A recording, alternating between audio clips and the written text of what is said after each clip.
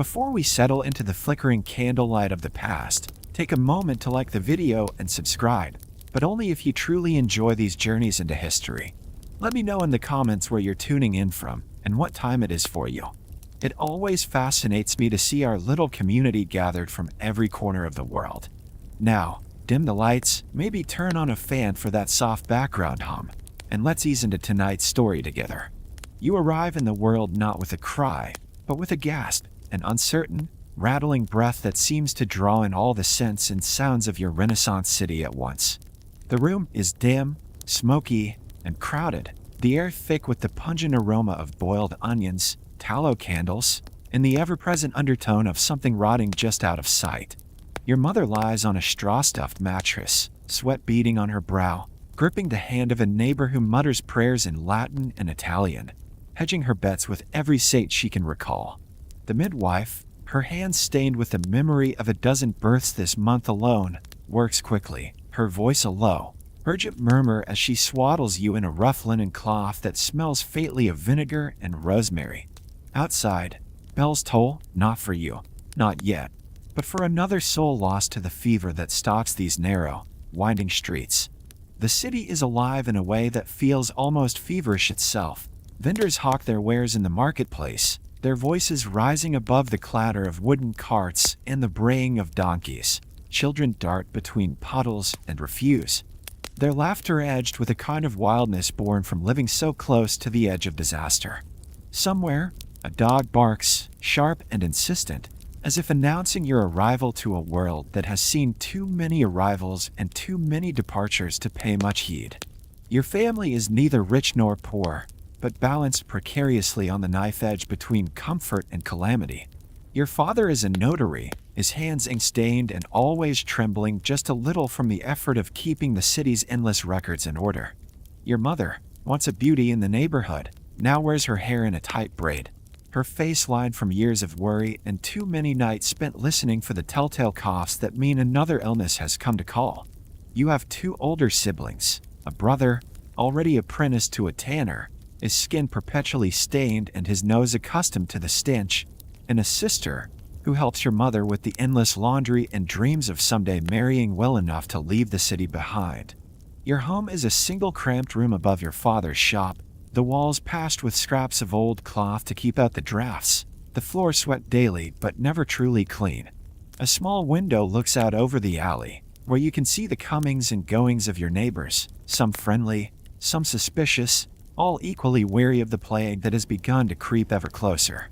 The city's great cathedral looms in the distance, its bells marking the hours with a relentless regularity that is both comforting and ominous. As you grow, the city becomes your world. You learn to walk on uneven cobblestones, to dodge the chamber pots emptied from upper windows, to recognize the different cries of the street vendors, the fishmonger's guttural shout, the baker's melodic call, the knife grinder's mournful whistle. You play with other children in the shadow of the city walls, your game's a mixture of imagination and imitation. One day you are a noble, the next a beggar, always aware that the line between the two is thinner than the city's crumbling mortar. Your earliest memories are of sound and smell, the clanging of the blacksmith's hammer, the sweet, yeasty aroma of fresh bread, the acrid tang of burning hair from the tanneries. You remember the way your mother's hands felt, rough, warm, always moving, and the way your father's voice would soften when he read you stories from the battered family Bible. You remember, too, the fear that seemed to hang in the air, invisible but ever present, like the fine dust that settled on every surface no matter how often it was swept away. It is a city of contrasts, towering palaces and crumbling tenements, glittering processions and filthy gutters, music and mourning in equal measure. You learn early that life is precarious, that joy is fleeting, and that survival is never guaranteed. But you also learn resilience, the kind that comes from watching your mother laugh in the face of hardship, from seeing your father return home each night despite the city's dangers, from feeling the warmth of your family even when the world outside is cold and unkind. And so, you grow, day by day, in the heart of a city that is both cradle and crucible. You do not yet know what fate has in store for you, that you will one day don the mask and robe of a plague doctor, that you will walk these same streets with a new purpose and a new burden. For now, you are simply a child of the Renaissance, born into a world that is as beautiful as it is brutal, as full of possibility as it is of peril. Your earliest years unfold in the cramped, labyrinthine heart of the city, where every day is a lesson in survival and every breath is a gamble. The city is a living organism, its veins the twisting alleys and bustling markets, its heartbeat the relentless clamor of voices, bells, and the distant clatter of horse hooves on cobblestones. You are small, but the world you inhabit is loud and close, pressing in from all sides with the smells of sweat, bread, and the ever-present undertone of decay. You do not remember a time before the shadow of sickness. It is as much a part of your world as the sunrise or the tolling of the cathedral bell. Illness is everywhere, lurking in the corners of your home, whispered about in the marketplace, and visible in the pale, hollow-eyed faces of your neighbors.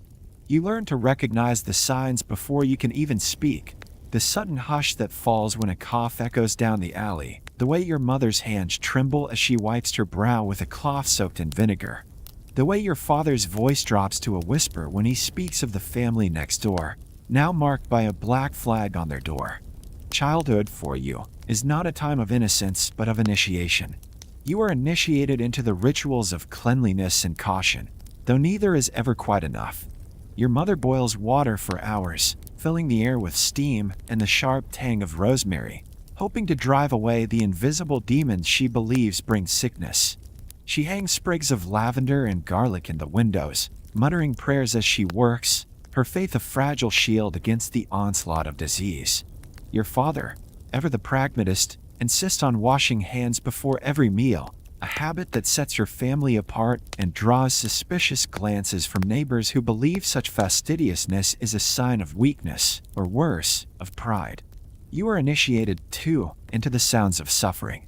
The city is never truly quiet, but at night, when the market stalls are shuttered and the revelers have stumbled home, the cries of the sick rise up from the darkness. Sometimes it is a single, drawn-out wail. Other times, a chorus of coughing, punctuated by the low, desperate prayers of those who keep vigil by the bedsides of their loved ones. You learn to sleep through these noises, or at least to pretend you do, pulling your thin blanket over your head and squeezing your eyes shut until the morning light seeps through the cracks in the shutters. Your games are shaped by the realities of your world. You and your siblings play plague doctor, fashioning masks from scraps of cloth and stuffing them with whatever herbs you can steal from your mother's kitchen. You take turns being the patient, the doctor, and the grieving family, your laughter tinged with a nervous energy that betrays how close the game is to real life. Sometimes, when you are alone, you practice holding your breath as you walk past the homes marked with black flags, convinced that if you can just keep the air out long enough, you will be safe.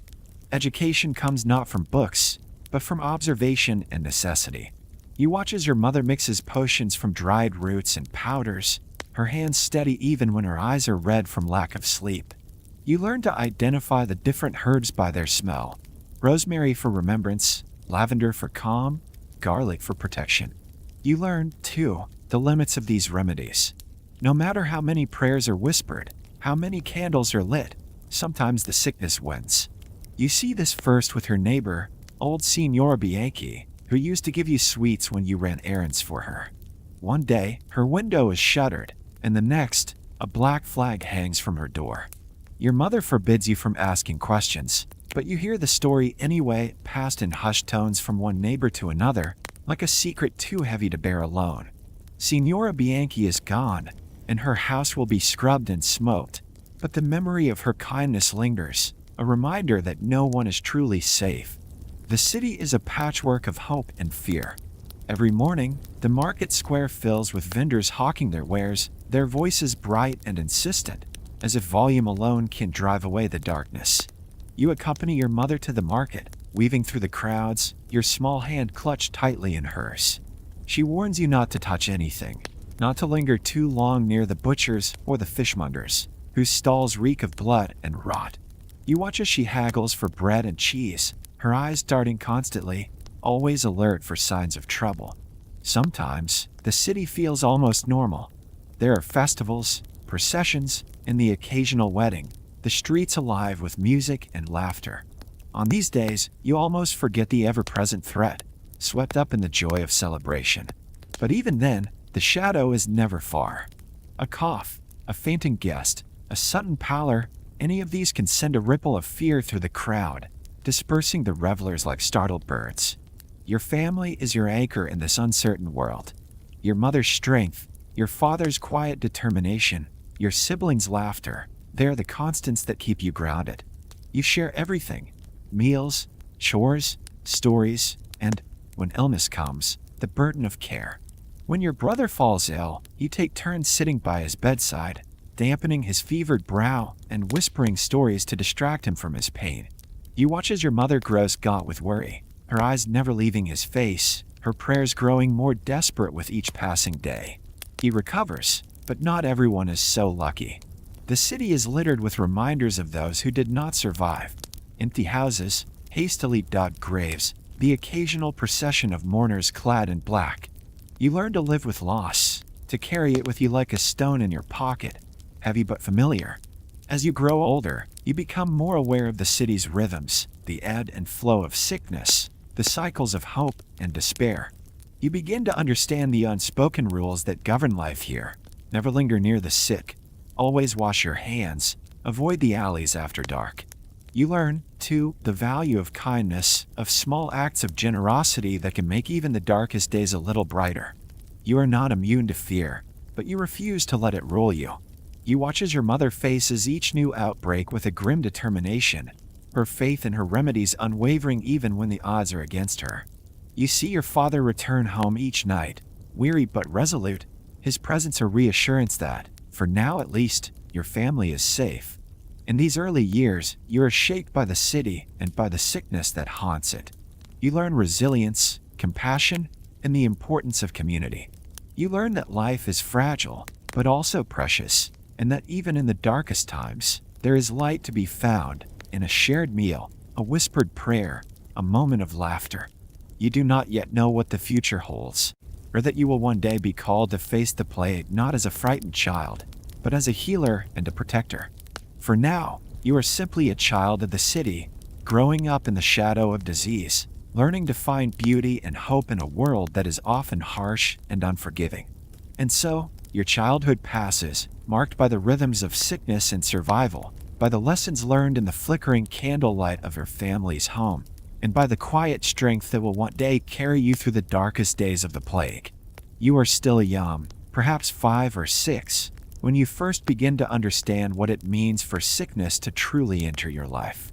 It starts not with a grand event, but with a subtle shift in the rhythm of your days. A cough that lingers too long, a neighbor's door left closed for days, the sudden absence of a familiar face at the market.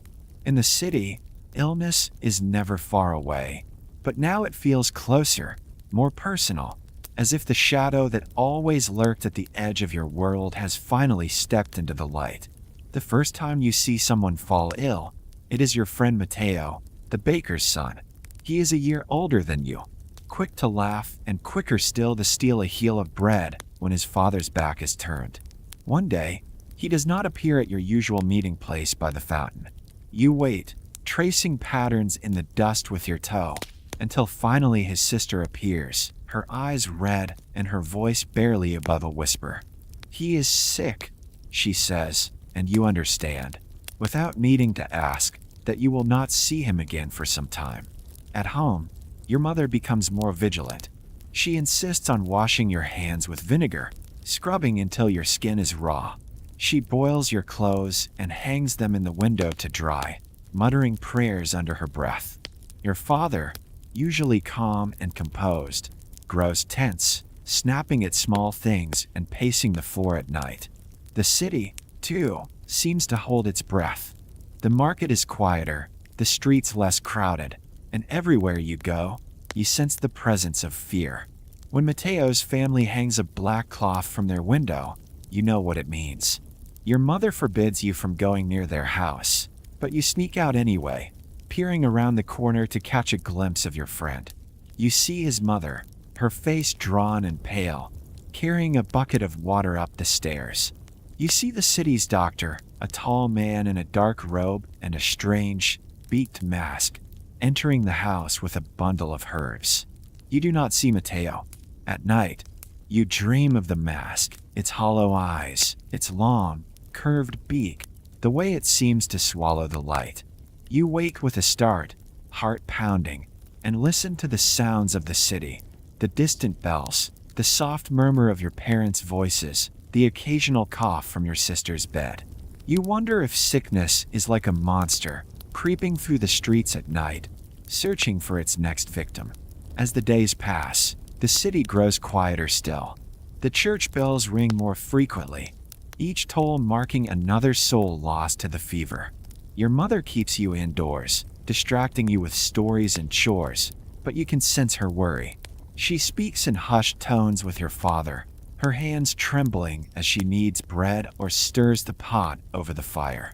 You try to be brave, to pretend that you are not afraid, but the fear is always there, lurking just beneath the surface. When Mateo dies, you do not understand at first. You ask your mother when he will come back, and she pulls you into her arms, holding you so tightly that it hurts.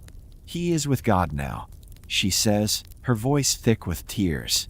You do not know what that means, but you understand that you will never see him again.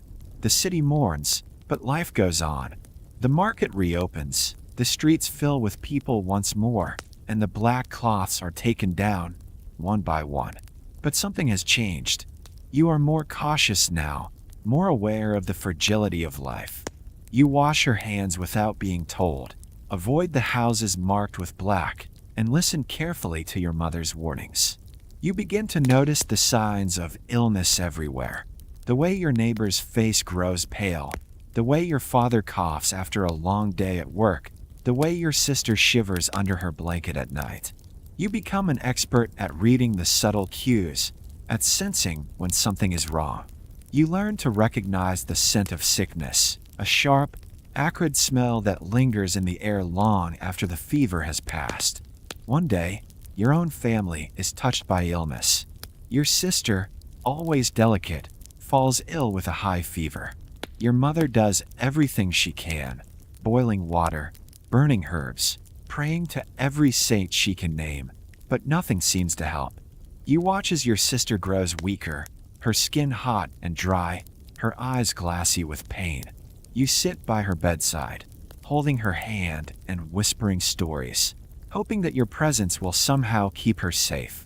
The city's doctor visits, his mask filling the room with the scent of rosemary and camphor. He examines your sister, prescribes a mixture of herbs and honey, and tells your mother to keep her cool and comfortable. You watch as he leaves, his footsteps echoing down the stairs, and you wonder if he has brought hope or simply delayed the inevitable. Days pass, and your sister's fever finally breaks. She recovers, slowly but surely, her strength returning bit by bit. Your mother weeps with relief, your father offers a rare smile, and you feel a weight lift from your shoulders. But you know, deep down, that you have been lucky. Not every family is so fortunate. The experience leaves its mark on you.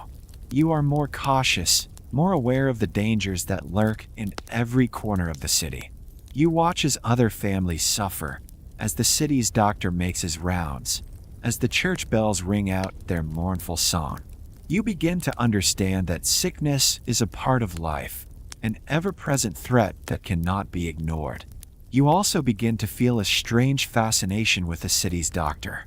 You watch him from a distance, studying the way he moves, the way he speaks, the way he seems to carry the weight of the city on his shoulders. You wonder what it would be like to wear the mask, to walk the streets in search of the sick, to hold life and death in your hands. As you grow older, your curiosity only deepens. You ask your mother questions about herbs and remedies, about the causes of illness and the ways to prevent it.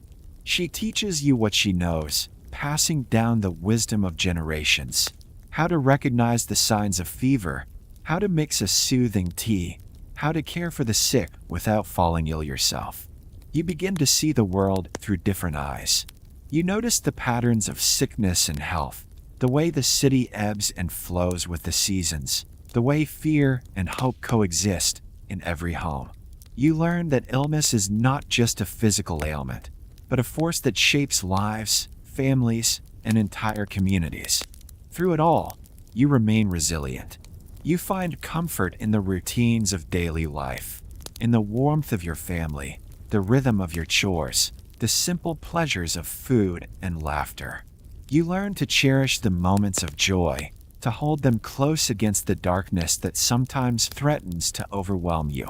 And so, your first encounters with illness shape you, teaching you lessons that will stay with you for the rest of your life. You learn to be cautious, to be compassionate, to be strong in the face of fear.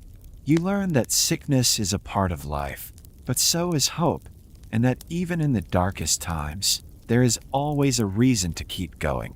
You do not yet know what the future holds, or that you will one day become a healer yourself. For now, you are simply a child, growing up in a city shaped by disease, learning to navigate a world where life and death are never far apart. Your education does not begin with a bell, a desk, or the turning of a page. Instead, it begins in the half-light of dawn, when your mother wakes you with a gentle shake and a whisper, "Up, little one. There's work to do." The city is already stirring, vendors setting up their stalls, the baker's boy running through the alley with a basket of steaming loaves, the distant clang of the blacksmith's hammer echoing like a heartbeat through the narrow streets. You learn quickly that knowledge is not a luxury in your world.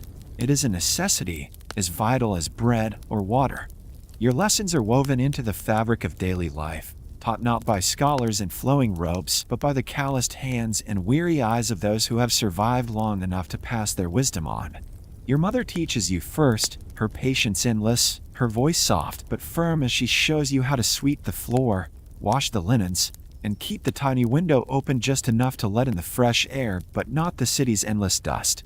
She shows you how to boil water for drinking, how to scrub your hands and face with vinegar, and how to hang sprigs of rosemary and lavender in the corners of your home to ward off the bad air. She teaches you to recognize the signs of sickness: flushed cheeks, glassy eyes, the rattle in a cough that means trouble. Watch carefully, she says, and you will see what others miss. You do, and soon you can sense the subtle shifts in her mood, the way her eyes narrow when she hears a cough from the street, the way her hands move faster when the city's bells toll more often than usual. Your father's lessons are different. He is a notary, a man of ink and parchment, and though his work seems distant from the world of sickness and survival, he teaches you the importance of order, of routine, of keeping careful records. He shows you how to write your name, how to count the coins in his purse, how to keep track of the debts and favors that bind your family to the city's endless web of obligation. He teaches you that every action has a consequence, that every promise must be kept, that trust is a currency more valuable than gold. From your siblings, you learn the art of negotiation, the value of a well-timed joke, the dangers of envy and pride.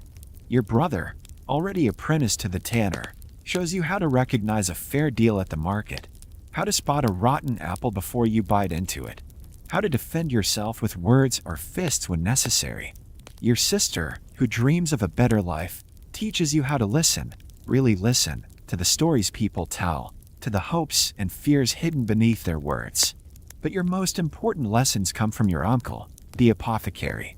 His shop is a wonderland of sights and smells, jars of dried herbs and powders, bundles of garlic and onions hanging from the rafters, bottles of colored liquid that catch the light like jewels. He is a stern teacher, quick to correct your mistakes, but his pride is obvious when you remember the names of the herbs or mix a potion without spilling a drop. He teaches you the basics of his trade, how to grind roots and leaves into powder, how to boil water without burning it, how to measure a dose with careful precision. He shows you how to make a simple poultice for a cut, how to brew a tea to soothe a cough, how to recognize the difference between a harmless rash and the first signs of something far more dangerous. He teaches you to respect the power of nature, to fear the unseen forces that can turn a healthy body into a corpse in a matter of days. Medicine is not magic, he tells you one evening, as you help him mix a batch of ointment by candlelight. It is patience, observation, and a little luck. Sometimes, all you can do is ease the pain and pray for the best. You remember his words, and they become a mantra in the years to come. Your education is not without its dangers. You see the consequences of ignorance every day. The neighbor who refuses to boil his water and falls ill. The mother who trusts a charlatan's promises and loses her child. The beggar who eats spoiled meat and dies alone in the gutter. You learn that knowledge is power, but also responsibility. That to know is to be called upon, to be trusted, to be blamed when things go wrong. You are not immune to fear. There are nights when you lie awake, listening to the city's restless murmurs, and wonder if you will ever know enough to keep your family safe. There are days when the weight of what you do not know feels crushing, when every mistake seems to echo through the narrow streets like a warning. But you press on, driven by a stubborn determination to learn, to understand, to survive. As you grow, your world expands. You accompany your uncle on his rounds, visiting the homes of the sick and the dying. You watch as he examines patients, his hands steady even when his eyes are tired, his voice calm even when the news is bad. You see the gratitude in the eyes of those he helps, the relief in their smiles when the fever breaks, the sorrow in their tears when it does not. You learn that healing is not just about herbs and potions, but about comfort, about hope, about the simple act of being present in a moment of fear. You learn to hold a hand, to offer a kind word, to listen without judgment. You learn that sometimes, the most important thing you can do is simply to be there. Your uncle teaches you to keep a journal, to record what you see and learn each day. You fill its pages with careful notes, the symptoms of a new illness, the effects of a new remedy, the stories of the people you meet. Over time, your journal becomes a map of your journey, a record of your growth, a testament to your resilience. You are still young, still learning, still making mistakes. But with each passing day, you grow more confident, more capable, more prepared for the challenges to come. You do not yet know what the future holds, or that you will one day be called upon to face the greatest test of all. For now, you are a student of life, learning the basics in the classroom of the city, guided by the wisdom of those who have come before you. And so, your education continues, one lesson at a time, one day at a time, in the shadow of sickness and the light of hope. You wait before dawn, the world outside your window painted in shades of ash and pearl. The city is never silent, but this morning the usual chorus, the clatter of carts, the squawk of gulls, the distant shouts of market vendors is hushed, as if the city itself is holding its breath. You lie still for a moment, listening to the uneasy quiet, feeling the weight of something unspoken pressing in around you. Your mother is already up, bustling about the kitchen with a nervous energy that makes the air crackle. She moves quickly, her hands shaking as she slices stale bread and ladles out thin broth. Your father sits at the table, hunched over a scrap of parchment, his brow furrowed in concentration. He barely glances up as you enter, but you catch the flicker of worry in his eyes, a shadow that wasn't there before. Breakfast is a quiet affair. Your siblings pick at their food, casting furtive glances at one another. No one mentions the news that swept through the city the night before. Another family, 2 streets over, has fallen ill. The black flag was hung after midnight, fluttering in the breeze like a warning. You saw it yourself, peering through the cracks in the shutters, the fabric stark against the faded stone of the house. After breakfast, your mother sends you to fetch water from the well. You wrap a scarf around your mouth and nose, just as she taught you, and step out into the street. The city feels different, emptier, somehow, as if everyone has retreated indoors to wait out the storm. You pass shuttered windows, doors bolted tight, the usual morning bustle replaced by an uneasy stillness. At the well, a small group has gathered, each person keeping a careful distance from the others. No one speaks. You wait your turn, eyes fixed on the ground, listening to the creak of the bucket and the splash of water. When your turn comes, you draw the water quickly, your hands numb from the cold. As you turn to leave, you catch the eye of an old woman, her face lined with worry. She nods once, a silent acknowledgement of the fear you both share. Back home, you help your mother with the chores, scrubbing the floors with vinegar, airing out the linens, hanging fresh bundles of herbs in the windows. She moves with a purpose, her lips moving in silent prayer. You follow her lead, mimicking her every gesture, desperate to feel some measure of control in a world that suddenly feels so precarious. The city's rhythms have changed. The market is quieter, the crowds thinner. Vendors hawk their wares in subdued tones, their faces hidden behind scarves and hoods. The price of garlic and vinegar has doubled, and rumors swirl about a shipment of lemons arriving from the south, citrus said to ward off the sickness. You watch as your mother haggles with the fishmonger, her voice steady but her hands trembling. Everywhere you look, you see signs of the city's unease. The church bells toll more frequently, their mournful peal echoing through the narrow streets. Processions of mourners wend their way to the cemetery, black-clad figures moving in silence. The city's doctor, masked and robed, makes his rounds, his presence both a comfort and a reminder of the danger that lurks in every shadow. At home, your family clings to routine. You eat together, pray together, share stories by candlelight. But beneath the surface, fear simmers. Your father grows more withdrawn, spending long hours at his desk, pen scratching furiously across the parchment. Your mother's laughter, once so easy, now comes rarely, her eyes always scanning the horizon for signs of trouble. You begin to notice the little things, the way your neighbors avoid one another in the street, the sudden hush that falls when someone coughs, the way children's games have grown quieter, more subdued. The city feels smaller, its walls closing in, the threat of sickness lurking around every corner. One night, as you lie in bed, you hear footsteps in the alley below your window. You peek through the shutters and see a group of men, faces hidden, moving quickly from house to house. They carry buckets of lime and bundles of rags, marking the doors of the sick, scrubbing the stones with a grim determination. You watch in silence, heart pounding, the reality of the city's fear settling over you like a shroud. Days blur into one another, each one marked by the same rituals: cleaning, praying, waiting. The city is on edge, its people united by a shared sense of dread. You do what you can to help, fetching water, running errands, comforting your siblings, but the fear is always there, a constant companion. And yet, life goes on. The sun rises and sets, the market opens and closes, families gather around their tables to share what little they have. In the face of uncertainty, the city endures, its people drawing strength from one another, finding hope in small acts of kindness and resilience. You do not know what tomorrow will bring, but as you drift off to sleep, the sounds of the city, muted, anxious, alive, remind you that even in the darkest times, there is light to be found in the simple act of carrying on. You feel it before you see it. The city's mood shifts, subtle at first, a tightening of voices, a wary glance exchanged between neighbors, the way the market's laughter grows brittle and thin. Rumors drift like smoke through the alleys. A merchant's wife taken ill after a journey south, a baker's apprentice found shivering in the morning, a priest who cancels mass and locks the church doors. You hear the word whispered in corners, spout like a curse, heavy with fear, plague.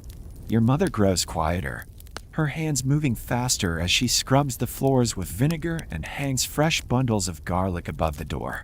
Your father returns home with news. The city council has met in secret, the gates will close at dusk, and strangers are to be turned away. Your siblings trade stories, each more outlandish than the last: rats as big as dogs, a sickness that turns skin black, a doctor who carries a mask shaped like a bird's beak. You pretend to laugh, but you watch the door, flinching at every cough. It starts on the far side of the city, in the cramped, tangled streets near the tanneries. You hear about it first from your uncle, the apothecary, who returns from his errands with a face like chalk and a voice that shakes. They say it's the Black Death, he mutters, like in the old stories. He tells your mother to keep you inside, to burn rosemary at the windows, to trust no one who comes knocking. The first black flag appears 3 streets over, nailed to a door with a scrap of cloth. You see it from your window, fluttering in the breeze, a warning and a plea. People cross themselves as they pass, mothers pull their children close, and the city's usual bustle slows to a nervous crawl. The bell at the cathedral tolls more often now, its mournful clang echoing through the emptying streets. You want to believe it will pass you by, that the stories are just stories. But then the coughing starts in your own alley, first a neighbor, then another, then the old woman who sells onions from a basket near the well. You watch as the city's doctor arrives, masked and robed, his presence a sign of both hope and doom. He enters the sick houses with a bundle of herbs and a vial of vinegar, his footsteps muffled by the hush that follows him. At night, the city feels different. The air is thick, heavy with the scent of smoke and fear. You lie awake, listening to the distant sounds, the clatter of a cart carrying the dead, the wail of a mother mourning her child, the low, urgent prayers whispered through thin walls. Your mother sits by the window, rosary in hand, her lips moving silently. Your father paces the floor, pausing now and then to peer into the dark. Days blur together. The market is nearly empty, the stalls abandoned or hastily packed away. Bread grows scarce, and the price of garlic and vinegar triples. The city's gates are locked at sunset, and the guards turn away anyone who cannot prove they belong. The air grows thick with suspicion, every stranger a threat, every cough a warning. You help your mother as best you can, fetching water, scrubbing the floors, tending to your siblings. You watch her closely, memorizing every gesture, every whispered prayer. She teaches you how to make a simple tonic from boiled water and bitter herbs, how to burn sage to cleanse the air, how to recognize the first signs of fever. If it comes for us, she says, we will be ready. But you know, deep down, that no one is ever truly ready. You see it in the faces of your neighbors, in the way the city's bravest men avoid the sick houses, in the way the doctor's eyes linger on each patient a moment too long. The plague is not just a sickness, it is a shadow, a fear that seeps into every crack and corner, turning even the bravest hearts to stone. One evening, as the sun sets behind the city walls, you hear a commotion in the alley. You peer through the shutters and see a group of men, faces covered, carrying a stretcher draped in black. They move quickly, silently, avoiding the pulls of lamplight as if afraid to be seen. Your mother pulls you away from the window, her voice sharp. Don't look, she says, but you already have. That night, you dream of black flags and empty streets, of a city swallowed by silence. You wake with a start, heart pounding, the taste of fear bitter in your mouth. You lie still, listening to the city's uneasy breathing, and wonder how long it will be before the plague comes for you. In the days that follow, the city grows quieter still. The bells toll more often, the streets empty faster, and the air grows heavy with the scent of burning herbs and fear. You do what you can, cleaning, praying, hoping, but you know that the plague is coming, and that nothing will ever be the same. And so you wait, caught between hope and dread, as the city holds its breath and the shadow of the plague creeps ever closer. You do not choose the path, it chooses you. In a city where every day brings a new tally of the lost, where hope is measured in the space between coughs, the call to medicine is less a summons and more a surrender. It comes quietly, in the hush of your family's kitchen, over the clatter of spoons and the soft, brittle prayers your mother whispers as she stirs the pot. The city's doctor, old, stooped, and weary, has not been seen for days. Some say he has locked himself away, tending to his own fever. Others claim he has fled, a coward's escape in the dead of night. The truth is less dramatic. You see him, one morning, shuffling down the alley, his mask askew, his hands trembling as he fumbles with a pouch of dried rosemary. You watch as he stops, leans against a wall, and sinks slowly to the ground, the weight of 100 unspoken stories pressing him into the dust. Your uncle, the apothecary, is the first to act. He kneels beside the doctor, checks his pulse, and shakes his head. He cannot go on. Your uncle says, not unkindly, someone must take his place. The words hang in the air, heavy as the scent of vinegar and fear. Your mother's eyes find yours, searching for something. Courage, perhaps, or the stubbornness she's always claimed you inherited from her side of the family. You were young, but not so young as to believe you have a choice. The city needs a healer, and you have learned the basics: how to mix a tonic, how to bind a wound, how to listen without flinching. Your uncle hands you the doctor's mask, the infamous beaked visage that smells of sweat and sage. It is heavier than you expect, the leather stiff with age, the glass eyes clouded from years of use. You put it on. The world narrows, the edges of your vision softened by the curve of the beak. The scent of herbs fills your nose: rosemary, lavender, a hint of camphor. You feel the weight of the city's gaze, the silent hope and terror in every window you pass. Your uncle helps you into the doctor's robe, the heavy wool scratching your skin, the wax surface meant to repel the invisible miasma that everyone believes carries the plague. Your first day as a healer begins before the sun has fully risen. You clutch a satchel filled with remedies, herbs, vinegar, a few precious lemons, a handful of coins for bribes or blessings. Your uncle walks with you to the first house, his steps slow, his voice low. You must be brave, he says. You must be kind. But above all, you must be careful. The house is marked with a black flag, the door bolted from within. You knock, announce yourself, and wait as footsteps approach.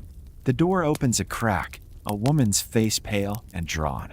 She steps aside, and you enter, the mask lending you a strange authority.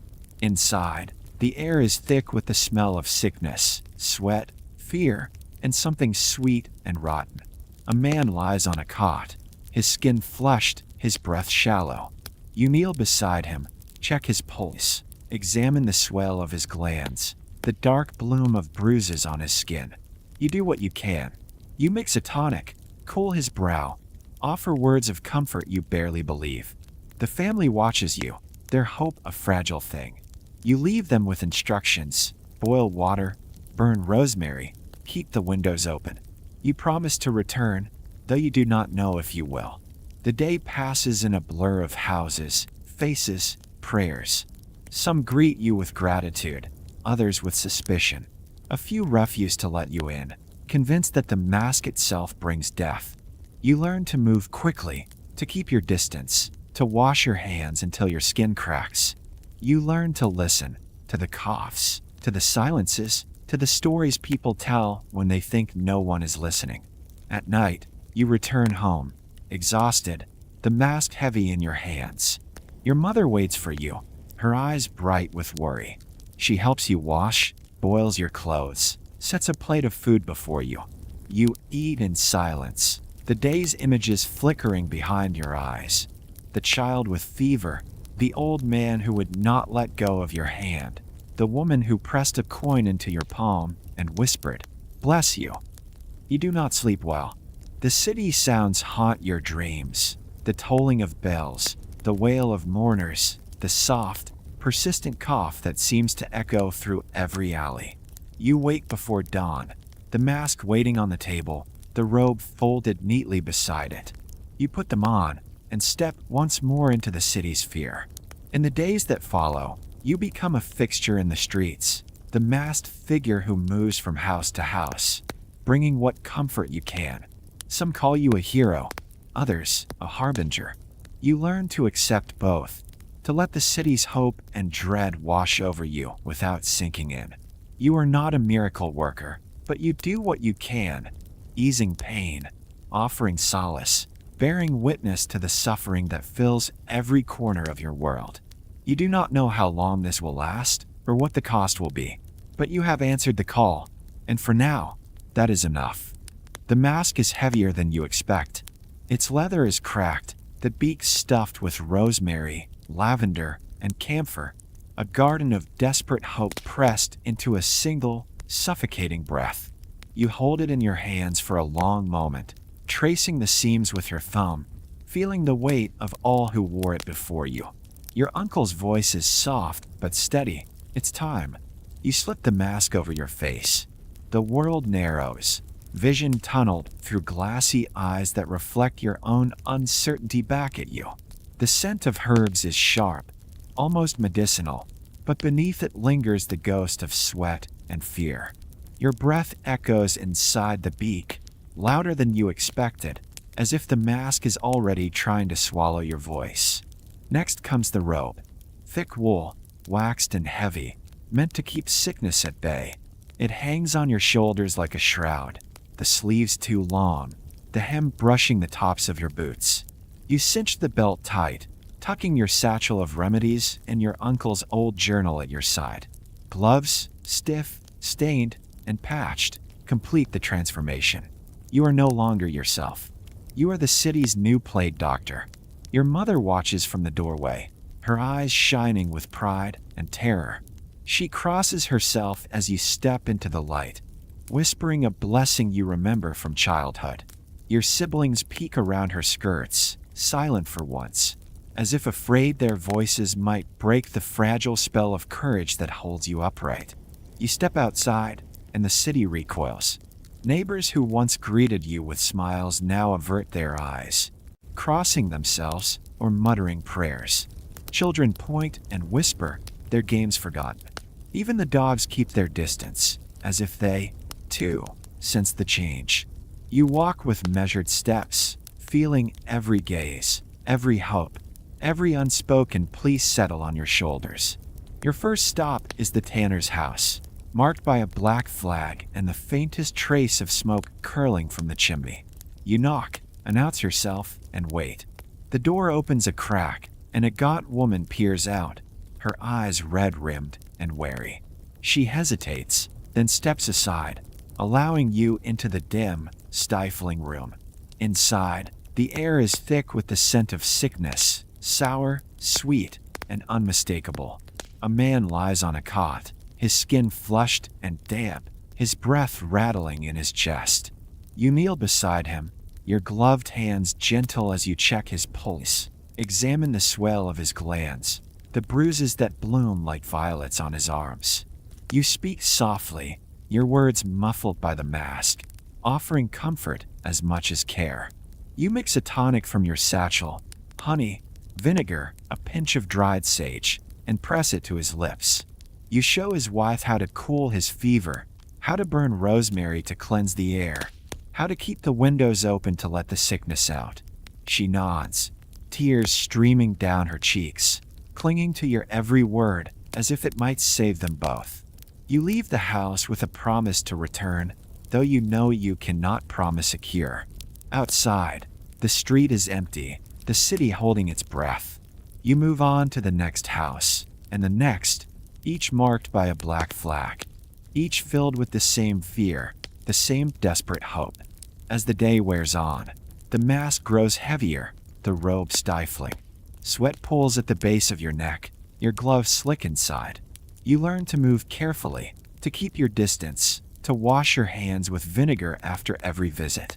You learn to listen, to the coughs, to the silences, to the stories people tell when they think no one is listening.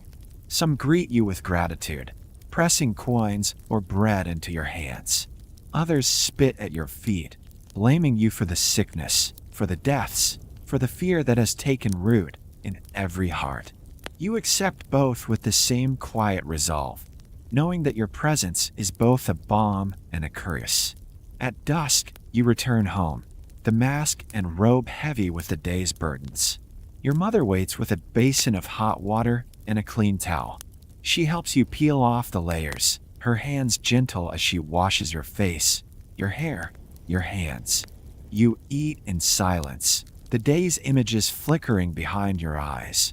The child with fever, the old man's trembling hands, the woman's whispered thanks. That night, you dream of the mask, its hollow eyes, its beak filled with herbs, its breath echoing with the prayers of the city. You wake before dawn, the robe folded neatly at the foot of your bed, the mask waiting on the table.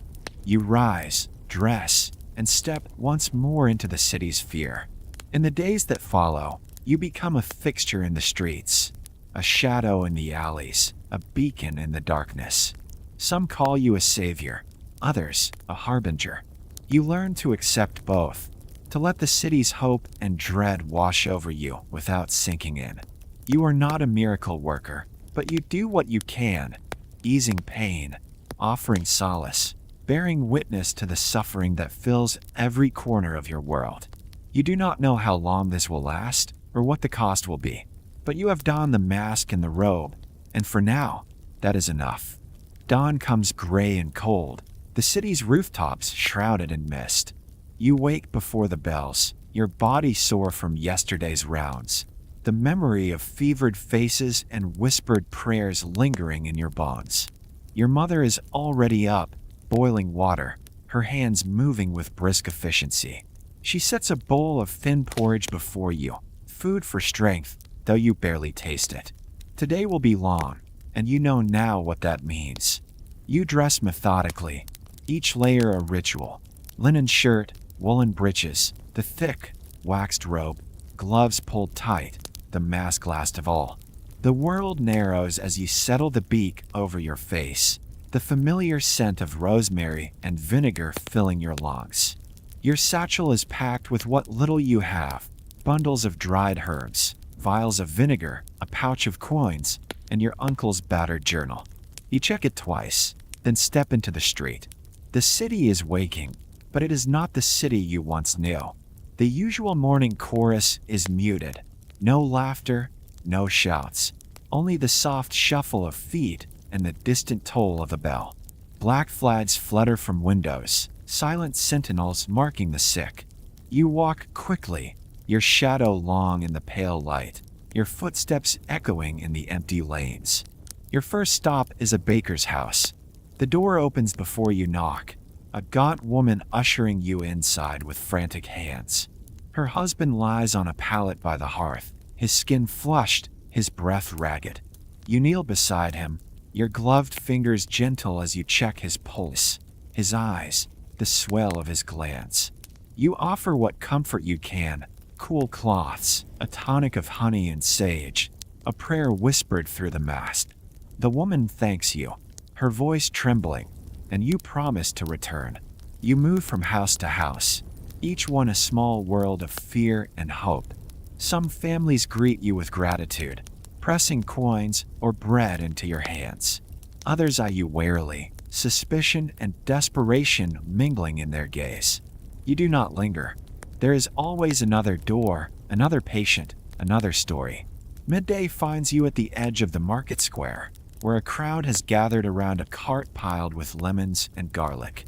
The vendor shouts that his wares will keep the plague at bay, and desperate hands reach for the fruit, coins clinking in the dust. You pause, watching the scene unfold, the city's fear laid bare. You wish you could promise them safety, but you know better now. You visit a widow and her 2 children in a cramped attic room. The youngest coughs weakly, her eyes bright with fever. You mix a soothing tea, show the mother how to cool her daughter's brow, how to burn sage to cleanse the air. The mother weeps quietly, clutching your hand through your glove. You stay a moment longer, offering what comfort you can, then slip away before the grief becomes too much. As the sun climbs higher, the city grows hotter, the air thick with the scent of sweat and smoke. You stop to rest in the shadow of a church, your mask stifling, your robe heavy with the day's burdens. You sip water from a flask, review your notes, and steel yourself for the afternoon's rounds. You visit a merchant's house, grander than most, but fear knows no walls. The merchant's wife is ill, her attendants hovering anxiously. You examine her, prescribe a tonic, instruct them to keep her cool and comfortable. They thank you with a pouch of coins, more than you have seen in weeks, but you tuck it away without a word. Money cannot buy immunity. The hours blur together. Faces, voices, the endless repetition of care and counsel. You lose track of time, your world reduced to the narrow field of vision behind the mask, the steady rhythm of your own breath. You wash your hands with vinegar after each visit, the skin raw beneath your gloves. You move quickly, efficiently, but never carelessly. Each patient is alive, each moment a chance to ease pain, if not to cure. As dusk falls, you make your way home, the city bathed in golden light. Your mother waits at the door, her face drawn with worry. She helps you peel off the mask and robe, washes your hands, brings you food. You eat in silence, exhaustion settling over you like a blanket. That night, you write in your journal, recording the day's visits, the remedies given, the prayers offered. You remember each face, each story, each small act of kindness or courage. You wonder if it is enough. You lie awake, listening to the city's uneasy silence, and know that tomorrow will bring more of the same. But for now, you rest, the mask and robe set aside, your heart heavy but resolute. Another day's work awaits. You start your rounds with a list, but the city has other plans. The first address is a weaver's cottage near the square, but before you even reach the door, a neighbor leans out a window and hisses, "Doctor, over here." You're learning that in a city gripped by plague, your schedule is more a suggestion than a rule. You nod, adjust your mask, and step inside. The air in the cottage is thick, part sweat, part incense, part something you try not to name. The mother sits by the hearth, her face drawn and hollow, clutching a child who shivers and sweats at the same time. The father paces, wringing his hands, eyes darting between you and the door as if he's considering escape. You kneel, check the child's pulse, and offer the usual remedies: cool cloths, a tea of sage and honey, and a prayer you hope sounds more confident than you feel. You move on, and the next house is worse. Here, the sick are crowded together in a single room, blankets pulled up to their chins, eyes wide and glassy. The oldest son is delirious, muttering about rats and angels. The youngest coughs so hard you wonder if he'll ever stop. You show the mother how to burn rosemary and open the windows, but she only nods, eyes fixed on some point far away. Your mask fogs with every breath. You wipe the glass with your sleeve, but it's a losing battle. The world is a blur of shapes and shadows, voices muffled by layers of wool and fear. You hear your own name whispered as you pass, sometimes with hope, sometimes with dread. You're not sure which is worse. At the butcher's house, you're greeted by a woman wielding a broom like a sword. "Stay back," she yells. "You're not bringing death into my house." You explain, gently, that death doesn't need your help to get inside. She lets you in, eventually, but only after you promise to bless the threshold with vinegar and mutter a few words that sound like Latin. You do, and she relaxes slightly. Inside, the butcher himself lies on a straw mattress, his skin blotched and his breathing shallow. You try leeches, because sometimes it helps, and because it's expected. You prescribe onion poultices, because it's what your uncle would have done. You leave, knowing you'll probably be back tomorrow, or not at all. The day blurs into a series of scenes. A widow in a darkened room, clutching a rosary and refusing to eat. A merchant's daughter, pale and silent, her mother hovering at her side with a bowl of garlic broth. A priest, feverish and delirious, convinced he's already dead and arguing with the saints in his dreams. In each house, you do what you can: herbs, prayers, comfort. Sometimes you stay longer, just to listen. Sometimes you leave quickly, before the grief can settle into your bones. You're called to a tavern, where the landlord has barricaded himself in the cellar with 3 barrels of ale and a crossbow. "I'm not coming out," he shouts through the door. "I saw what happened to the baker." You leave a bundle of sage and a note, promising to return, though you doubt he'll open the door for anyone but the reaper himself. By midday, your gloves are slick with sweat, your robe heavy with the city's sorrow. You pause in a churchyard, sipping water, watching a funeral procession wind its way through the streets. The mourners keep their distance, faces hidden behind scarves and sleeves. The priest swings a censer, the smoke curling through the air like a question with no answer. You make your way to the edge of the city, where the poorest live in shacks and lean-tos. Here, the sick are many and the hope is thin. You do what you can, sometimes just a kind word, sometimes a scrap of bread from your own satchel. You promise to return, though you know you can't save them all. As dusk falls, you head home, exhausted and hollow. Your mother meets you at the door, her eyes searching your face for signs of sickness. She helps you peel off the mask, washes your hands, sets a bowl of soup before you. You eat in silence, the day's horrors replaying in your mind. That night, you write in your journal, the words shaky but determined. You remember each face, each story, each small act of courage. You wonder if it's enough. You wonder if it ever will be. You lie awake, listening to the city's uneasy silence, and know that tomorrow will bring more house calls, more horror, more hope. But for now, you rest. You have survived another day. You begin to realize that being a plague doctor is not just about tending wounds or offering comfort. It's about rituals, some rooted in wisdom, others in pure desperation. Every house you visit, every patient you see, expects you to bring not only hope, but also a remedy, a ritual, a cure. And so you do, even when you know, deep down, that most of it is little more than theater. Your satchel is a traveling apothecary, a jumble of the city's best guesses and wildest hopes. There are bundles of dried sage and rosemary, little cloth bags of camphor, vials of vinegar, and a precious handful of lemons, each one worth its weight in silver. There are leeches, because everyone expects leeches, and a jar of honey, because sometimes sweetness is the only comfort you can offer. You try to follow your uncle's methods.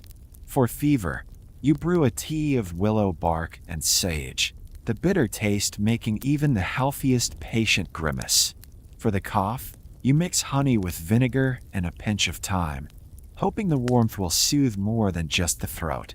For the aches, you prescribe rest, though you know rest is rare in a house full of fear. But the city's expectations are stranger still. At the tanner's house, the wife insists you place a live toad on her husband's chest, swearing it will draw out the poison. You do it because arguing is pointless, and because sometimes belief is as powerful as medicine. At the baker's, you are asked to sprinkle powdered emerald on a child's pillow, a luxury so absurd you almost laugh, until you see the hope in the mother's eyes. You burn rosemary and sage in every room, the smoke curling up to the rafters, carrying prayers and pleas with it. You hang garlic above the beds, rub onions on the soles of fevered feet, and tie little sachets of camphor and lavender to the bedposts. You prescribe vinegar washes for the floors, vinegar rinses for the hands, vinegar gargles for the throat. The city smells of vinegar and smoke, a pungent shield against the invisible enemy. Sometimes, you are asked for more drastic measures. A merchant's wife, wild-eyed with grief, begs you to bleed her husband, convinced that draining the bad blood is the only way to save him. You tie a cloth around his arm, nick the skin, and watch the blood flow, your stomach tight with dread. You know it will do nothing, but you do it anyway, because sometimes ritual is all you have. You try poultices, onions, garlic, mustard seed, applied to swollen glands and aching joints. You mix concoctions of wormwood and rue, their bitterness so fierce it makes grown men weep. You press cold cloths to burning foreheads, wrap shivering bodies in blankets, and whisper prayers you barely remember.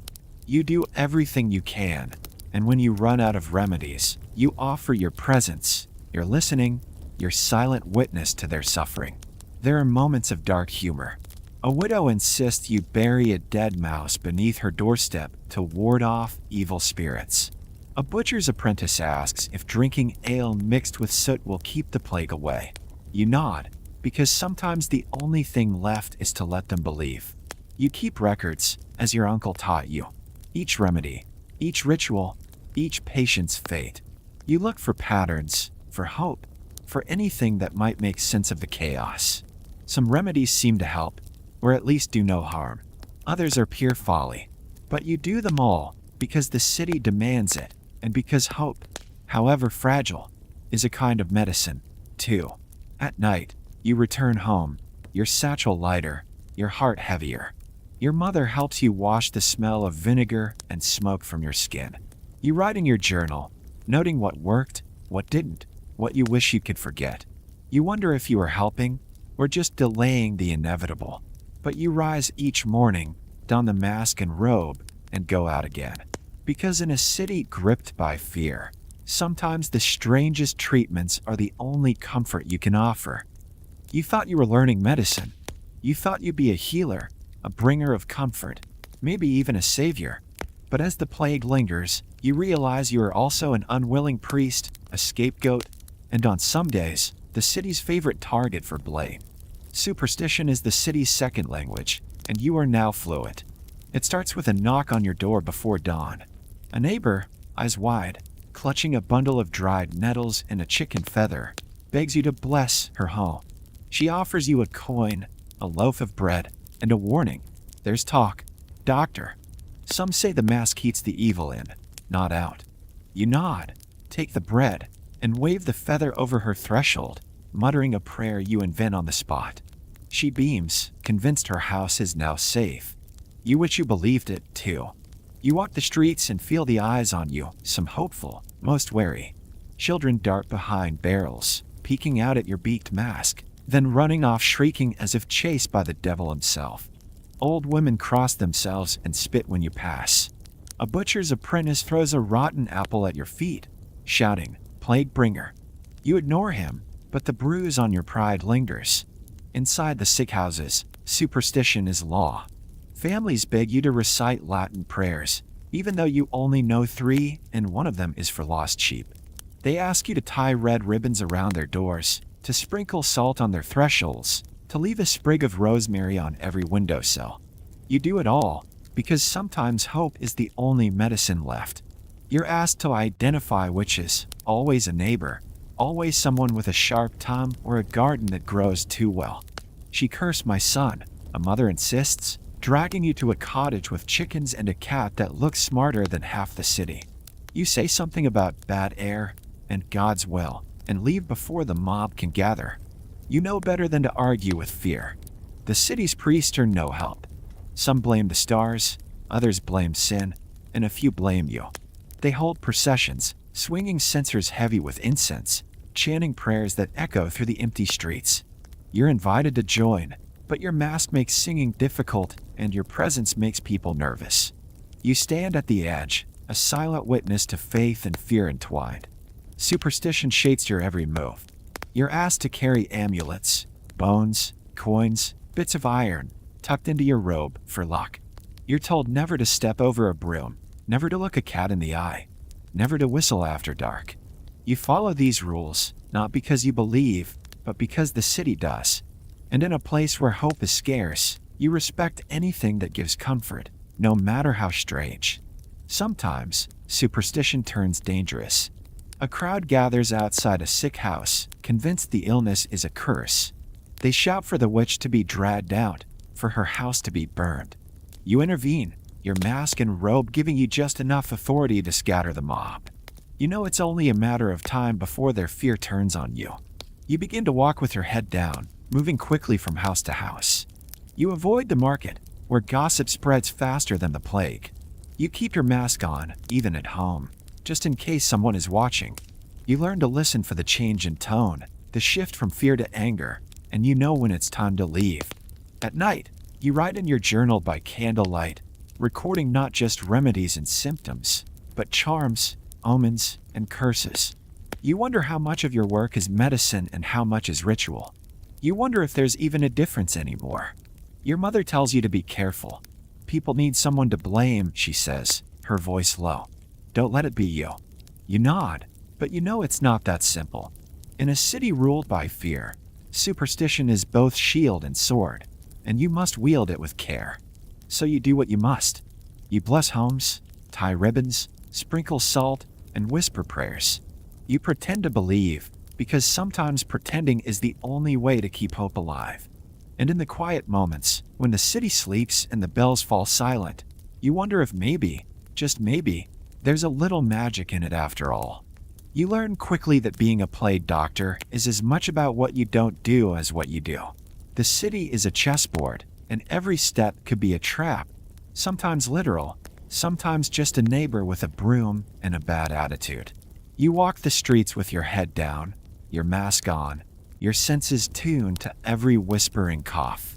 Your first lesson in avoidance comes when you turn down the wrong alley and nearly walk into a group of men arguing about whose turn it is to fetch water from the well. They see you, and the argument stops mid-shout. You freeze, one hand on your satchel, the other tightening on your mask. One of them spits on the ground and mutters, "Keep walking, plague crow." You do. Fast. You learn to walk quickly, but not too quickly. If you move too fast, people think you're running from something or toward them. If you move too slow, you become a target for every desperate plea or angry accusation. The trick is to look busy, but not rushed, purposeful, but not threatening. You perfect the art of the polite nod, the subtle sidestep, the non-committal that says, "I'm very important and also very busy. Please don't ask me to bless your goat or exorcise your cat." You avoid eye contact at all costs. The eyes are windows to the soul, and right now, everyone's soul is a little bit cracked. If you make the mistake of meeting someone's gaze, you're likely to get a request, a curse, or, worst of all, a story about their cousin's neighbor's friend who survived the plague by eating only turnips for a month. You've heard every version of that story, and you're not convinced it's true. You also avoid the market at midday, when the crowds are thickest and the rumors fly fastest. There's always someone who wants to sell you a miracle cure, or someone who wants to blame you for the latest death. You stick to the side streets, the alleys, the paths less traveled. You learn which doors to knock on and which ones to pass by. Some houses are marked with black flags, others with strange symbols, chalk drawings, bundles of twigs, circles of salt. You respect them all. Superstition is the city's second skin, and you have no interest in peeling it back. You avoid the city guards, too. They're overworked, underpaid, and just superstitious enough to think your mask is a bad omen. You keep your distance, nod politely, and never, ever correct them when they call you Dr. Death. It's not worth the trouble. Your greatest skill, though, is knowing when to disappear. Sometimes, you sense the mood shifting, a crowd gathering, voices rising, fear turning to anger. That's when you slip away, ducking into a side alley, blending into the shadows. Your mask helps. People see it and look away, as if by ignoring you, they can ignore the plague itself. At home, you practice avoidance in smaller ways. You wash your hands until they're raw, change your clothes at the door, and keep your satchel away from the kitchen table. Your mother watches you with worried eyes, but she doesn't ask questions. She knows that sometimes survival is about knowing when to keep your head down. You keep a journal of your routes, marking the places where the air feels thickest, where the crowds are angriest, where the hope is thinnest. You learn to read the city like a map of nerves, each street a vein pulsing with fear and desperation. And yet, for all your avoidance, you cannot avoid the truth. You are needed. Every day, someone calls your name, begs for your help, trusts you with their fear. You answer because that's what you do. But you do it carefully, always watching, always listening, always ready to step aside when the city's fear grows too sharp.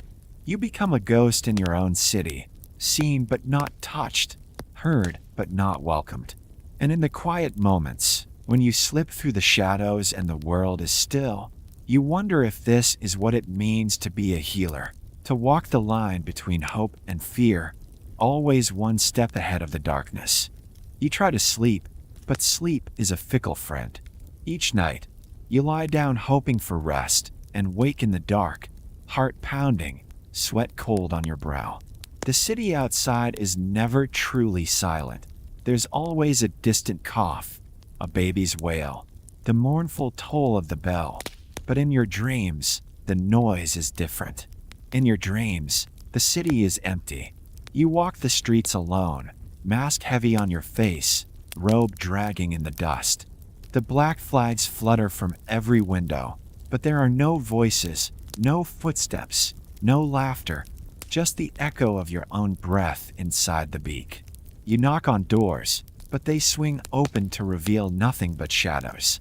You call out, but the only answer is the wind, carrying the scent of vinegar and fear. Sometimes, you see faces in the darkness, faces you know, faces you've tried to save. Mateo, the baker's son, eyes wide and pleading. The tanner's wife, her hands reaching for you, her lips moving in a silent prayer. The widow in the attic, her tears shining in the candlelight.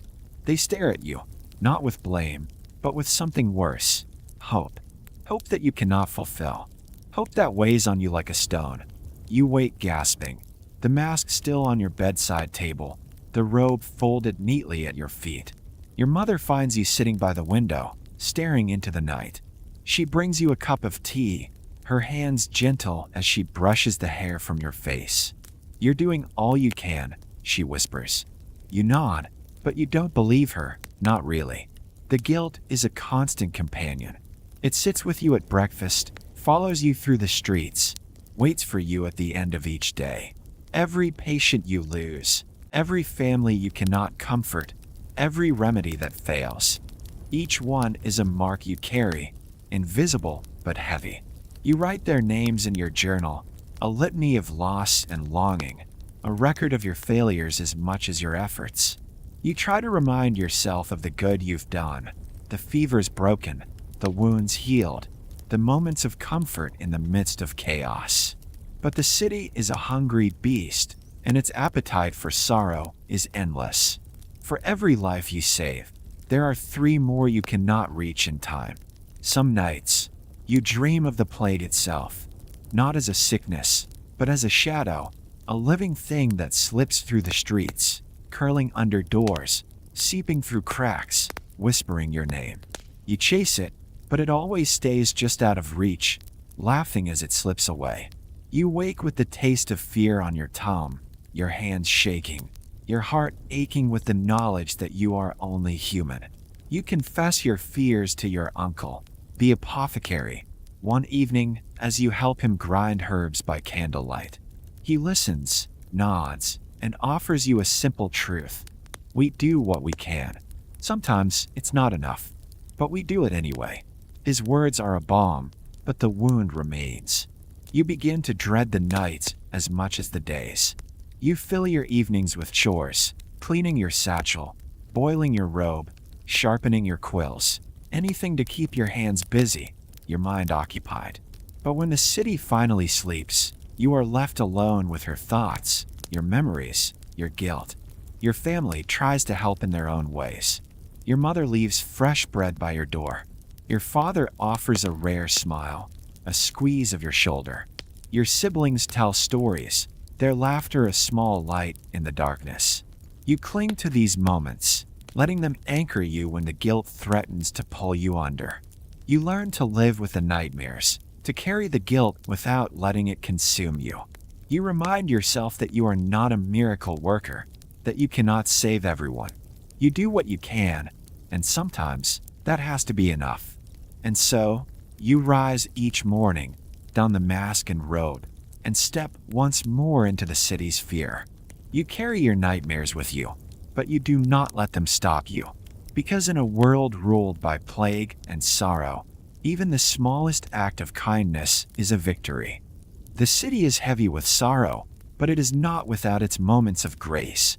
You move through the streets, the mask and robe a shield against the fear, but also a barrier between you and the world you serve.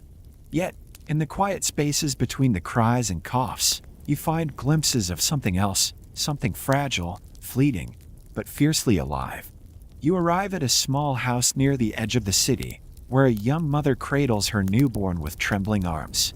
The infant's skin is pale, its breath shallow, but there is a spark in its eyes that refuses to be snuffed out. You kneel beside them, your gloved hands gentle as you check the child's pulse and offer a cool cloth to the mother's brow. She looks up at you, gratitude shining through exhaustion and fear, and for a moment, the weight of your burden lifts.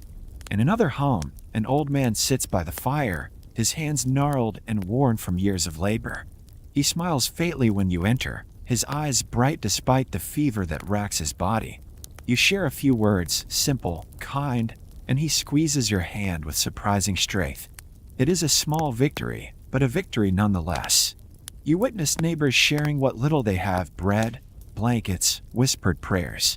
You see children playing quietly in the streets, their laughter a fragile thread weaving through the city's tapestry of despair. You hear the soft murmur of a lullaby sung by a mother to soothe her sick child, a psalm older than the city itself. These moments remind you why you endure. They are the sparks of humanity that refuse to be extinguished, even in the darkest times. You carry them with you, tucked away like precious gems, to draw upon when the night feels too long and the burden too great.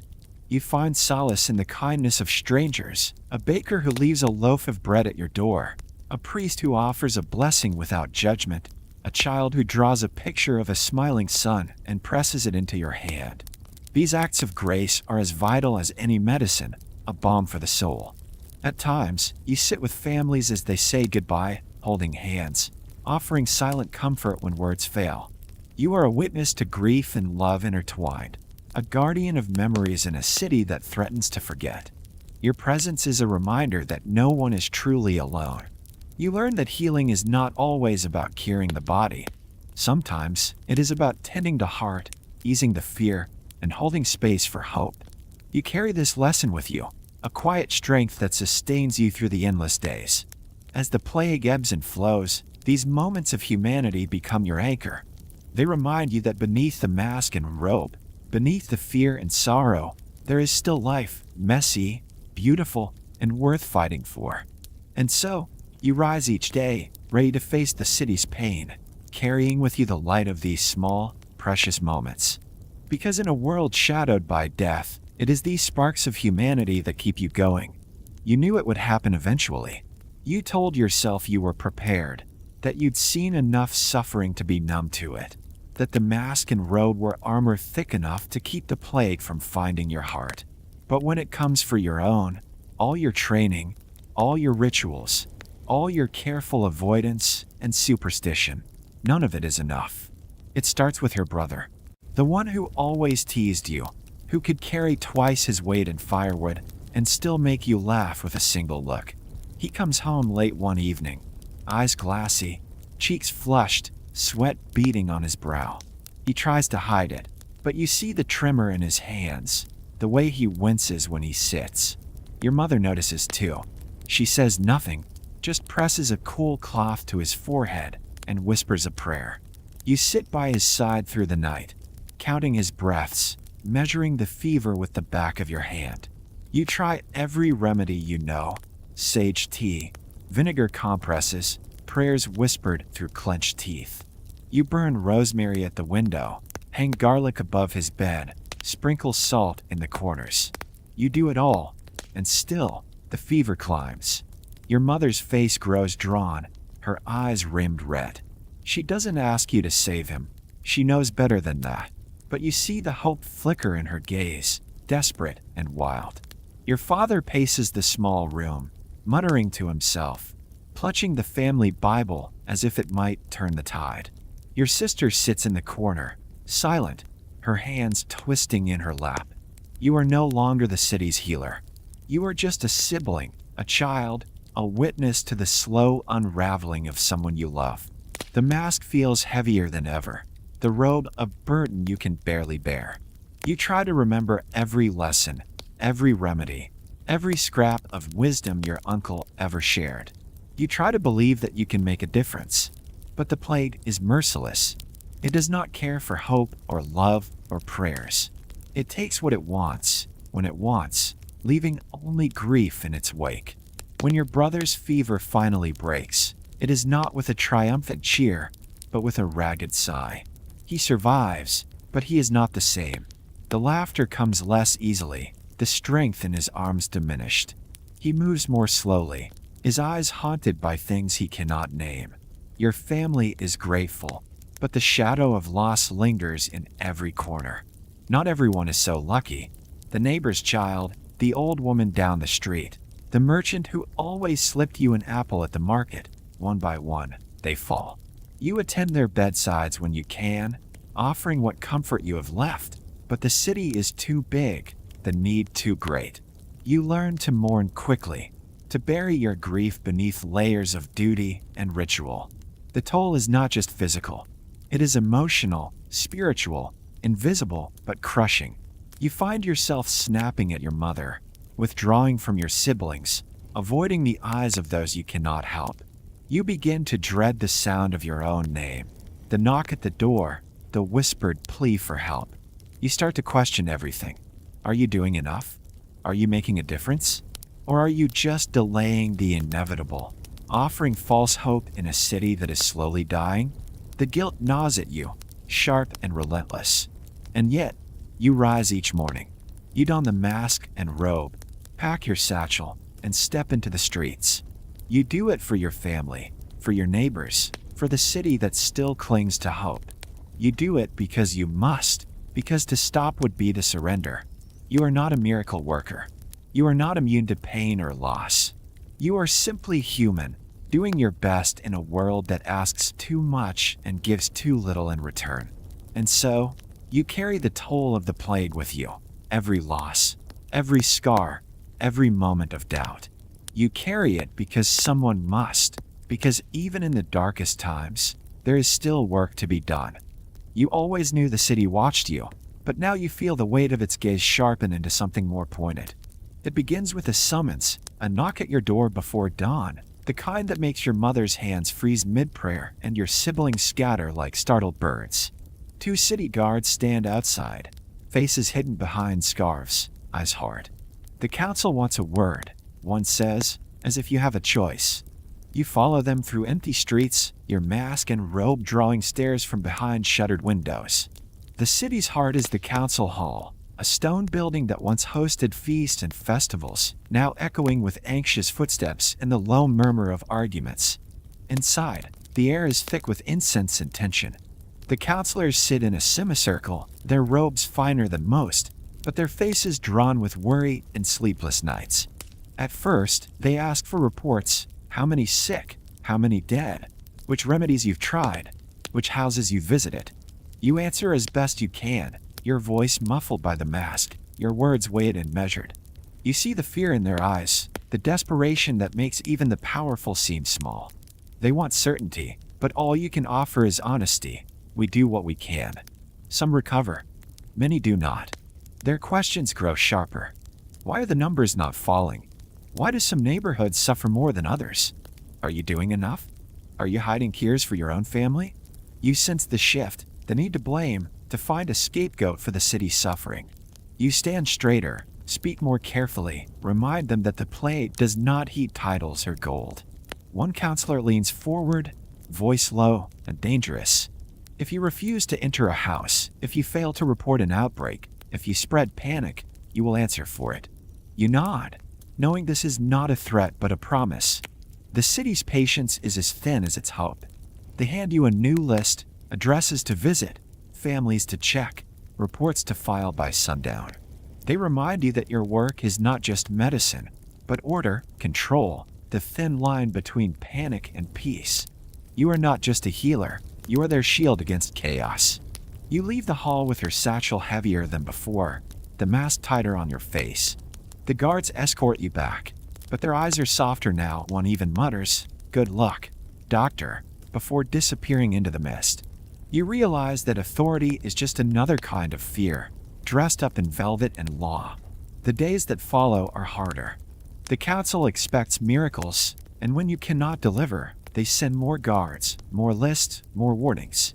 You are watched, questioned, sometimes followed through the streets.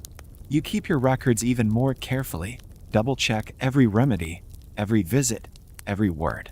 Sometimes the authorities help, sending food to a quarantined house, ordering the cleaning of a filthy alley, paying for vinegar and herbs. Other times, they hinder, locking down neighborhoods without warning, spreading rumors to keep the peace, blaming strangers or the poor for the city's misery. You learn to navigate their demands as carefully as you navigate the plague itself. You speak with respect, but not fear. You give them what they want, numbers, names, hope, without letting them see how close you are to breaking. You remind yourself that the city needs order, even if it comes at your expense. At night, you write in your journal, recording not just the day's patience, but the council's questions, the guards' warnings, the shifting tides of power and panic. You wonder how many more days you can walk this line, how long before the city's fear turns fully against you. But you rise each morning, don the mask and robe, and do your work. Because even when the authorities threaten, even when the city's gratitude sours into suspicion, you know your duty to the sick, to the fearful, to the city itself. And for now, that is enough. You thought the city had already endured the worst the plague could offer. You thought that after so many weeks of sorrow, the fear would dull, that people would grow used to the black flags and the tolling bells. But the plague is clever, and hope is fragile.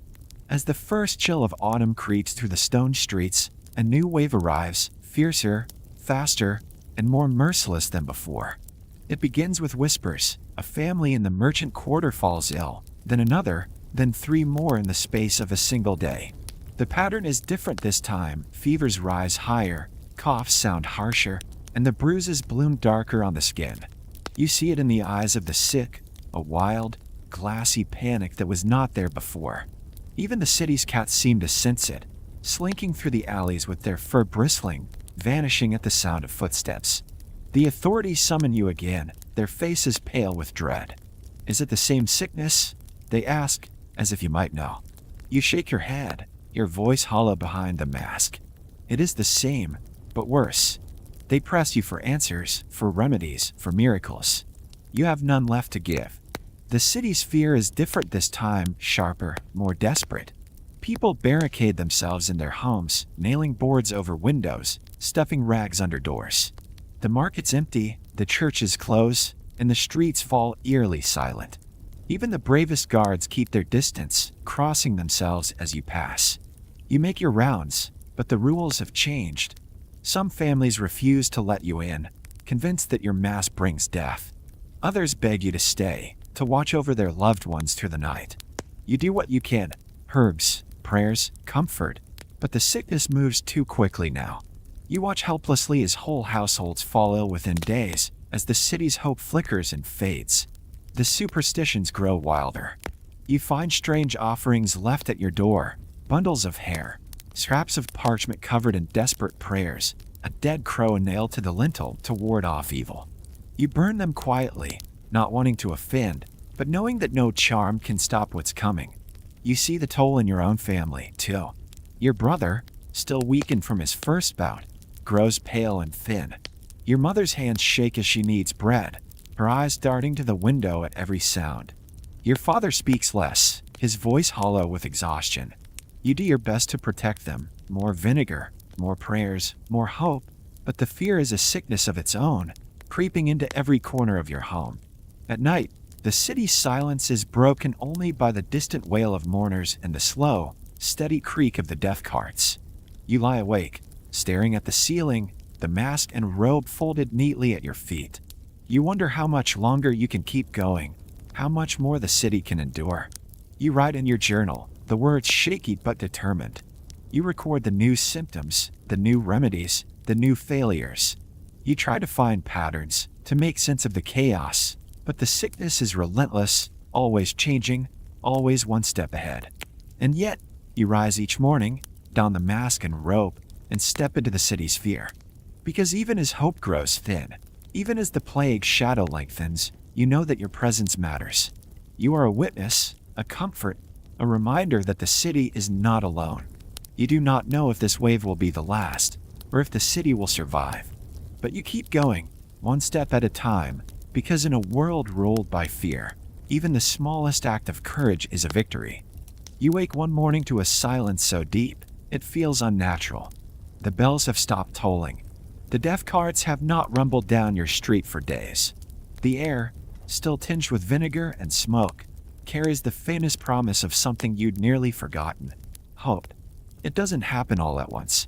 The city does not burst into song or throw open its windows in celebration. Instead, the change is subtle, almost suspicious. You notice first in the faces of your neighbors, drawn and pale, yes, but no longer wild with panic. The black flags come down, one by one, replaced by fresh linens and cautious glances. The market reopens, tentatively, with vendors hawking wilted greens and stale bread as if they were treasures. Children reappear in the streets, their laughter hesitant, as if testing the world for danger. You keep your mask and robe by the door, but you find yourself reaching for them less often. The list of house calls shrinks. Fewer knocks at midnight, fewer desperate pleas through the shuttered windows. You still visit the sick, but now you see more recoveries. Fevers break, color returns to cheeks, and families gather around the table again, holding hands and giving thanks in voices thick with relief. The authorities, once so stern and suspicious, now greet you with nods and even the rare smile. The council asks for one last report, and you find yourself writing it with trembling hands. You list the losses too many to count, but also the survivors, the small miracles, the moments of grace. You wonder if anyone will ever truly understand what was endured, what was lost, what was learned. Your own family bears its scars. Your brother is thinner, quieter, but alive. Your mother's hair has gone gray at the temples. Your father's hands shake when he thinks no one is watching. You eat together every night, savoring each meal, each story, each moment of ordinary peace. You have learned to cherish what remains. You walk the city streets in the early morning, watching as life slowly returns. The baker's oven glows again, the smith's hammer rings out, the church doors stand open. You pass neighbors who nod, some who cross themselves, a few who even thank you. You nod back, unsure if you deserve their gratitude, but grateful all the same. Yet, not everything returns to the way it was. Some houses remain empty, their windows shuttered, memories lingering in the silence. Some friends are gone, their absence a hollow ache you carry with you. The city is smaller now, its wounds visible and invisible, but it endures. You find yourself changed too. The mask and robe no longer feel like armor, but like a second skin, one you can finally shed. You are tired, older than your years, but you have survived. You have witnessed the worst and found, in the midst of darkness, the stubborn persistence of hope. One evening, as the sun sets over the rooftops, you gather with your family in the courtyard. You light a candle for those lost, say a prayer for those who remain, and sit in silence as the city breathes around you. The air is cool, the sky streaked with gold, and for the first time in months, you allow yourself to believe that the worst is truly over. As night falls, you write one last entry in your journal. You do not know what the future holds, or if the plague will return, but you know this: you did what you could. You endured, and so did your city. The city remembers you, not as a hero, not as a myth, but as a figure that haunted its streets when hope was thin and fear was thick as fog. Some call you the plague doctor, others the mask, a few simply that strange soul in black. Your name is whispered in doorways, scribbled in ledgers, and sometimes spoken softly in prayers of gratitude or mourning. You were never looking for legend, but legend has a way of finding those who walk its shadowed alleys. You survived the outbreak, but survival is not the same as returning to life as it was. You carry the weight of every house you entered, every hand you held, every promise you could not keep. The mask and robe, once your armor, hang by the door, gathering dust, a silent testament to the months when you were both shield and scapegoat. Sometimes you catch yourself reaching for them, even though the city no longer needs you to. You walk the streets now as yourself. The market vendors greet you with nods. The children dare each other to run up and touch your sleeve. The old women press bread into your hands and mutter blessings. There are fewer of them than before. The city is smaller, quieter, but it breathes again. You see faces you thought you'd lost, and you mourn those who are gone. You learn to measure joy in small things: a loaf of bread, a bell that rings for a wedding instead of a funeral, the laughter of children echoing off stone walls. Your family has changed, too. Your brother's eyes are older, your mother's hair streaked with silver, your father's voice softer. You eat together every night, savoring the ordinary. You talk about the future, but you all know the past is never far behind. Sometimes, when the wind changes, you smell rosemary and vinegar and remember the days when every breath was a risk. You keep your journal, its pages filled with names, remedies, failures, and small victories. You read it sometimes, tracing the ink with your finger, reliving the days when you were needed most. You wonder if anyone will ever read it after you, if your story will become another city legend, or if it will simply fade like so many others. The city rebuilds. Walls are patched, markets reopen, festivals return. There are new faces, new stories, but the memory of the plague lingers in every street, every home. You see it in the way people wash their hands, in the herds still hanging above doorways, in the careful way neighbors greet each other. The city has learned to live with its scars. You are invited to speak at the council hall, to share what you learned, what you saw, what you endured. You stand before them, not in your mask, but as yourself, and you tell the truth, that you did what you could, that you were afraid, that sometimes hope was the only medicine you had to offer. They listen, and for a moment, the city is united in memory and gratitude.